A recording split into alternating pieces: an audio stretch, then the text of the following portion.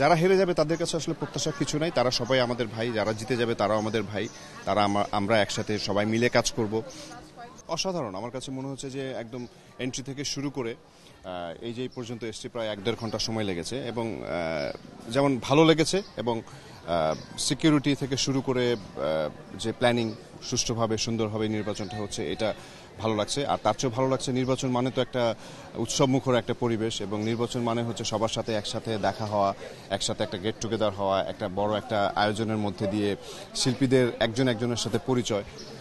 ঠিক তেমনি মানে এই জন্যই আসলে সময়গুলো লেগে যায়, কারণ এতটা সময় এসেছি, হয়তো কারোর সাথে দেখা হচ্ছে, গল্প করছি, এই গল্পটা মিস করি। এবং সাথে সাথে শিল্পী সমিতি নির্বাচন মানে তো আসলে আমাদের নিজস্ব নির্বাচন, নিজেদের নির্বাচন।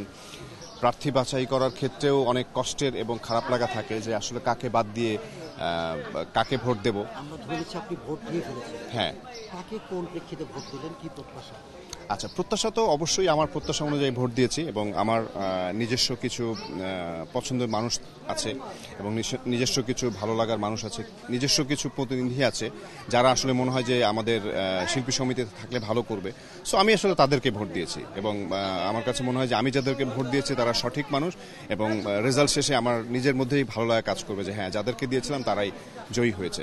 আপনি তো গতবার নির্বাচনে হ্যাঁ, পদে ছিলেন, এবার না থাকার কারণ? সত্যিকার অর্থে কোনো স্পেসিফিক কারণ নেই, ব্যস্ততাই হচ্ছে মূল কারণ। বাট যেমন এটা খারাপ লাগছে যে আমি নেই, আবার ভালো লাগছে যে নির্বাচনটা হচ্ছে, এবং প্রথম আগের দিন যেই মানে আগের বছর এসে যেই ইমোশনটা কাজ করতো, এবারও সেম ইমোশন কাজ করছে।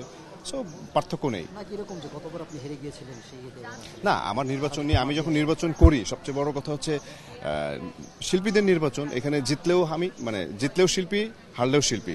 সো এখানে নির্বাচনে অংশগ্রহণ করাটাই একটা সবচেয়ে বড় বিষয়, কারণ এটার মধ্যে যে আয়োজনটা, এটার মধ্যে সারাদিনে যে মানে প্রায় 1-1.5 মাসের যে ব্যস্ততা, 1-1.5 মাসের মধ্যে যে কর্মসূচি, এটা মানে আনবিলিভেবল, এনজয় করার মতো একটা বিষয়।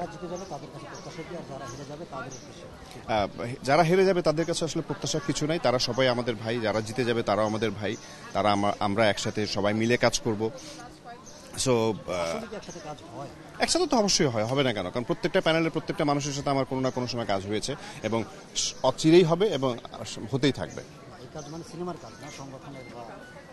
না, সংগঠনের তো নিজস্ব ধারাবাহিকতা সংগঠন চলবে, এবং আমার মনে হয় যে ভালো লাগা খারাপ লাগা তো নিজেদের মধ্যেই আছে। আপনি নিজে যেমন একজন সাংবাদিক, আপনার নিজস্ব একটা সার্কেলের মধ্যে আপনি চলতে পছন্দ করেন, ঠিক তেমনিও আমি আমার একটা আর্টিস্ট হিসেবে আমারও কিছু পছন্দের মানুষ আছে যাদেরকে নিয়ে চলতে পছন্দ করি।